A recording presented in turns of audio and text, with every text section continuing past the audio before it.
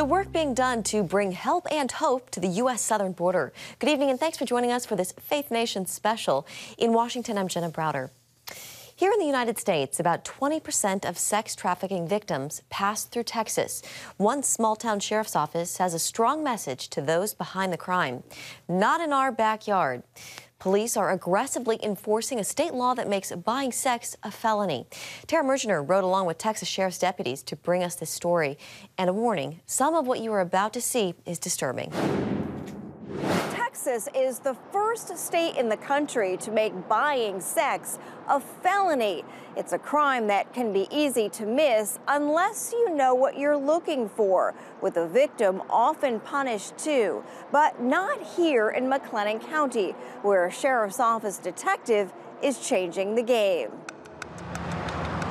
Sex trafficking often conjures up images of big city crime committed quietly under the cover of darkness.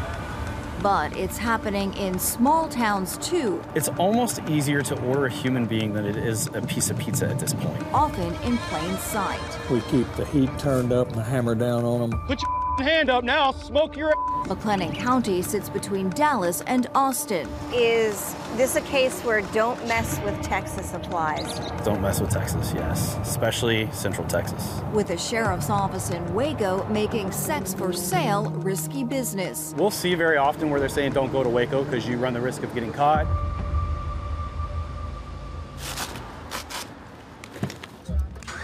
So we're just going to one of the local motels. We got a text message from a guy who found the sex ad we had posted. Since launching a human trafficking task force in 2014, Detective Joe Scaramucci's two-man team has been using internet savvy and a finely tuned ground game to round up hundreds of suspects. We target traffickers, we target buyers. Routinely outpacing larger law enforcement agencies. Slide on out here for me, guy. Put the phone down. I haven't seen one yet that's presented a reason why we're like, oh, yeah, we're not going to arrest you. What's your rank in the military? Sergeant. Hey, you even got love notes from your wife and your lunch kit. Yeah. I can't do this. Please, I have to go home. If we can take the buyers out, then we can also kind of decrease the amount of trafficking. Most of the time, law enforcement isn't doing that. 10-4, en route to the jail. Regular stings include Scaramucci posing online as a sex worker to lure buyers looking for a tryst. So I'm telling him for a half hour to engage in full sexual intercourse is $140. Even if you don't show up, chances are we're able to work it backwards and get an arrest warrant and go pick you up. Hey, what's up, man? It's a felony. It's a felony? I have to tell you something. What? I just got arrested. No, that is not what happened. Several sex buyers have been picked up right here just in the last few days. All are taken straight to jail. As of September 1, it's a felony. Yeah. Yep, go right over here. You know that paying for sex No, is it is illegal. very legal, yes. Do you know it's a felony in Texas? I did not know that. What? When we get in there, I'll take them off. Does it ever shock you how young some of these people are? It's heartbreaking that 18-year-old, 19, and 20-year-old kids are showing up doing this kind of stuff. Law enforcement is currently unjustly targeting women. Scaramucci is the only officer who testified in support of Texas's new law cracking down on predators and shifting blame away from victims. So this website aggregates sex ads just from all over the internet. Ads selling the same woman across state lines, tattoos consistent with prostitution, and photos other than selfies are telltale signs.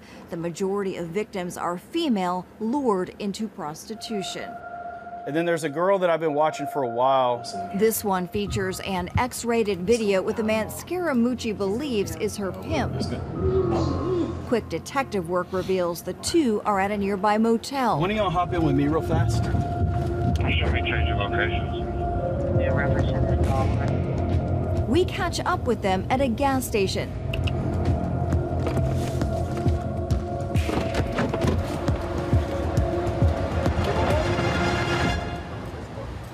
His young family is along for the ride. The woman who says she's addicted to meth confirms he's been selling her since they met. and keeping the money. She was homeless. He found her at a local intersection walking down the street, picked her up, gave her a place to stay. What is mega personals? But like other women snared in Scaramucci's bus, she'll get help, not jail time. This is gonna go as well. Most of the women that we rescue don't want to be prostitutes. They get pushed into it or lured into it by the traffickers. These people are slick. On standby are members of Unbound Now, which recently opened the state's second safe house for girls. Help get them medical, food, shelter, just walk with them and then do case management. When the unit shut down massage parlors in the county a few years ago, another Waco massage parlor has been raided. Not one sex worker faced charges. They feed you drugs. You give them their money, they make sure you have your drugs, and nobody gets hurt. Traffickers prey on people of all ages and backgrounds. Befriending and then trying to figure out what. Not only is McLennan's no-nonsense approach to the problem getting media recognition and prestigious awards, international law enforcement agencies are reaching out to learn from its success. It's a cat and mouse game. You're trying to duck me, I'm trying to find you. And we got to get help for a victim of trafficking, right? So that's a huge success on our part. Still, the work is daunting. If you can get that one sexual deviant that is hitting up the 12-year-old girl, there's going to be 10, 20, 30 more behind them. In Texas alone, tens of thousands of victims are minors, many peddled through the darkest corners of the internet. Yeah, my name's Joe Scaramucci. I'm a detective with the Sheriff's Office in Waco, Texas. This time, the trail leads to a retail employee in another state. Well, the problem is I have your IP address. That's why I'm contacting you. Especially troubling to law enforcement is the rising number of parents willing to sell their own children to predators. It says 65 notifications. When Scaramucci enters a chat room claiming to be a father of two, willing to make a deal, the phone lights up. And these are from people wanting to have sex with kids? These are for people wanting to engage in sex with kids or trade child pornography. We're able to identify those children in many cases and get them help that they would have never had help with anyway. Recovery from being trafficked is difficult. Their life has really been robbed from them through a lot of complex trauma. Survival rates for any age are low, with an average life expectancy just 7 years. While keeping as many as possible from becoming a statistic, Scaramucci hopes this message will spread, not in my backyard. Community members, get loud, right? Tell your police department or your sheriff's office, we know what's going on here. What are you doing to combat it? An online sting operation. A prostitution sting in Waco has landed 17 people in jail. Clinton County Sheriff's Office arrested 15 men. And they plan to keep those efforts going to eradicate human trafficking in the community. Soliciting prostitution in Texas carries a maximum $10,000 fine and up to 2 years behind bars. A number of states are also weighing strengthening their laws now as well. In McLennan County, Texas, I'm Tara Mergener, CBN News. Thank you, Tara. A safe haven amid a humanitarian crisis. Next on Faith Nation, how a church in Mexico is reaching refugees trying to make it to America.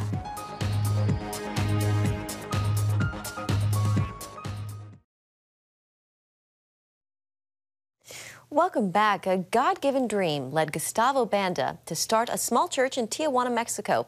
And as George Thomas reports, that church has become a refuge for tens of thousands of migrants seeking freedom in America. 6 miles from Tijuana and a short distance from the U.S.-Mexico border lies one of this city's poorest neighborhoods. This area is on the outskirts of the city. Not everyone knows about it. Not everyone wants to come here either. It's easy to see why. There are no paved roads. The hillside is strewn with garbage. There's no sewage system here, and crime is rampant. When we moved here, there were only cows, horses, chickens, and people with a lot of needs. In 2011, Gustavo Banda and his wife, Zaida Gulen, moved to Canon de Alacran, or Scorpion's Canyon, after hearing from the Lord in a dream. It was a clear mandate from God to move here, even though there was absolutely nothing in this place. Teachers by trade, the Mexican couple were touched by the overwhelming needs of the community. Most folks here were poor subsistence farmers. God gave me a dream that I had to build a church. We worked for 8 months, day and night. We knew God was going to do something special, but nobody had a clue about what really was going to happen. That year, Templo Embajadores de Jesus, or Ambassadors of Jesus, was born in the heart of Scorpions Canyon. Banda held services on Sunday, then hit the rugged roads the rest of the week, going house to house, ministering to physical and spiritual needs. We shared the love of Jesus with them. It was a mandate from God that we had to go to the poor. In 2016, that focus drastically changed when thousands of Haitians, escaping poverty and back-to-back natural disasters, began to carve a dangerous 7,000-mile path to the U.S.-Mexico border. Many landed on the church's doorsteps, less than 30 minutes from the San Isidro border. Within months, 22,000 Haitians had arrived in the city of Tijuana. The church became a place of refuge. I did not know, nor did I ever imagine, that there would be so many people in the church. Since then, Banda has opened his church doors to migrants from all parts of the world. It started with migrants coming from Haiti, Africa, Pakistan, and the Middle East. Today, we mainly have people from El Salvador, Guatemala, Ecuador, Nicaragua, Colombia, and some from Mexico. It's hard to tell, but we estimate about 35,000 people have come through the church, easily. 1,200 were staying in the church the day CBN News visited. We feed them 3 times a day. We try to help them with all their needs. At nighttime, the entire church becomes one big giant dorm, where everyone sets up their beds on the floor, and sometimes there's no room to even walk on the floor. Redding Castillo from Honduras has been here for 4 months. He says gangs killed his father and threatened to take his life as well. Thank God that I'm not in danger anymore. They are not sending me the threatening messages like they used to. 24-year-old Jacqueline Ortiz from Guatemala is here with her 2 girls. I'm so thankful to God because if these doors of the church weren't open, I don't know where I would be. I don't go hungry here. My daughters don't go hungry. We have a warm place, we have a roof, and all thanks to God and to the people that help us. Most migrants stay here an average of 6 months before trying to legally cross the border. Church volunteers run a school for the children, oversee computer training, and provide other skills that will help migrants prepare for their new life in America. Area churches and NGOs also pitch in with food and other essential supplies. The most important thing for the migrants to know when they get here is that there is hope, and although they have left their families behind, all of us that are here have become their family.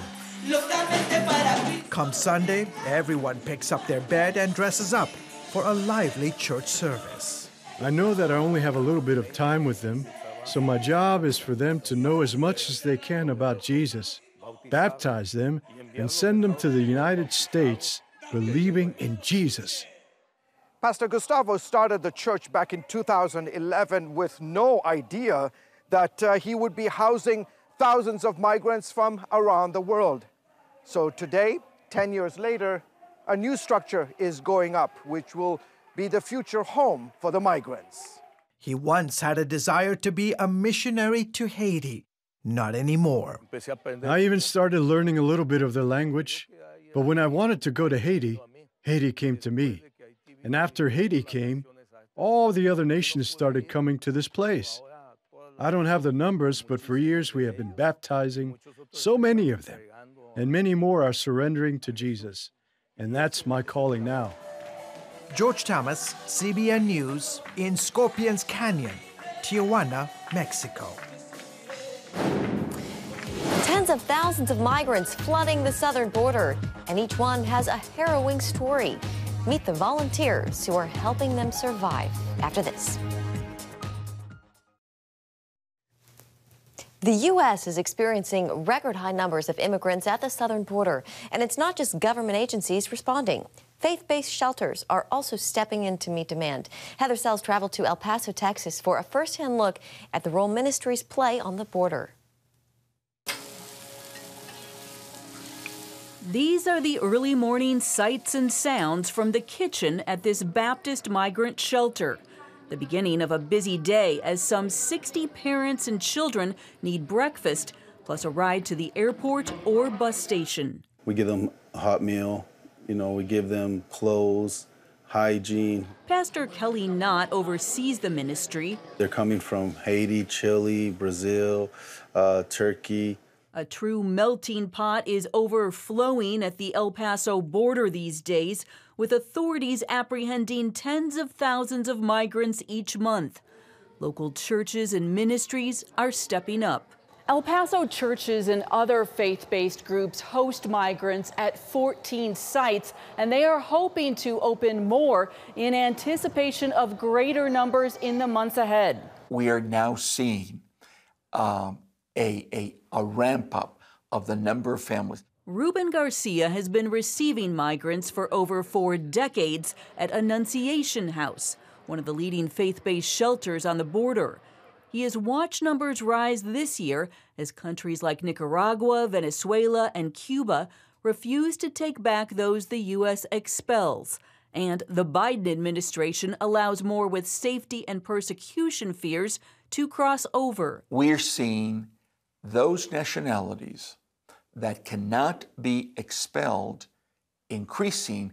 And so, like today, where immigration is releasing 470 refugees to us. Garcia is motivated by his faith, and specifically God's love for the poor. The God of creation identifies first and foremost with the least among us. So, if we want to discover our own holiness, if we want to discover a depth of life, a sense of purpose, then we need to place ourselves among those that God identifies with first and foremost. Garcia organizes hospitality sites for migrants just released from immigration processing. He has created the network of local shelters, calling on churches like Pastor Kelly's to provide cots, food, showers, and transportation. More than 80 Baptist churches support this location.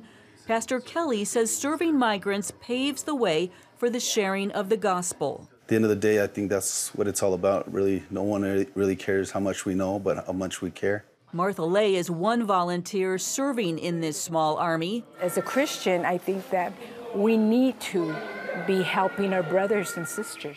Lay helps provide fresh clothes and listens to the travelers' stories of hunger, violence back home, and desperate journeys, like one dad who carried his disabled daughter over a desert mountain. He said they had to climb up, and so it was very narrow, and they had to carry the little girl, and he said he almost fell. Along the U.S.-Mexico border, these shelters showcase tremendous cooperation between Border Patrol and local ministries. El Paso-based migration advocate Dylan Corbett says it's one of the untold stories that could pave the way for more permanent solutions. This is a community where a lot of people are Border Patrol agents. This is a community where a lot of people work for immigration enforcement. And we know that we have to find solutions. And so we work them out at the local level. That's what gives me hope. That's what gives me confidence that one day we'll get to some real reform in Washington, D.C. For now, Garcia watches border trends and numbers climbing as he pursues a mission to open more shelters in other cities. I'm hoping that church communities in both Denver and Dallas are listening. The goal, prevent a backlog of migrants unable to find flights and bus rides out of El Paso. At Pastor Kelly's shelter, hope is in the air as these migrants board a church van bound for the airport. This is just one of the stops on their journey from wherever they're coming from. But we want to make sure that when they stop here with us, especially on this border town in El Paso, Texas, in the United States. They see the love of God. Reporting in El Paso, Heather Sells, CBN News. The push to impeach the head of Homeland Security. That story next on Faith Nation.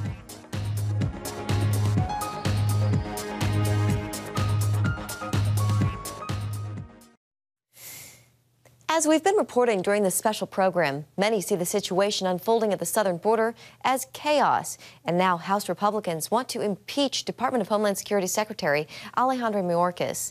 Recently, articles of impeachment came as House Republicans hold a series of hearings examining the problems at the U.S.-Mexico border. Many believe Mayorkas is largely responsible. That high crime and misdemeanor has typically been defined as a public official who has lost or violated the public trust.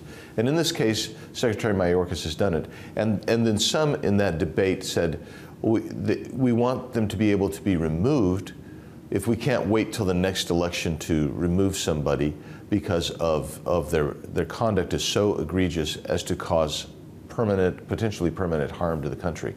That's what's happening here. And it's unclear if enough Republicans are for the impeachment process. But Congressman Biggs tells CBN News he believes House Speaker Kevin McCarthy is on board. We will, of course, keep you updated as the story unfolds. And that's going to do it for Faith Nation this evening. Thank you so much for joining us. Have a great night.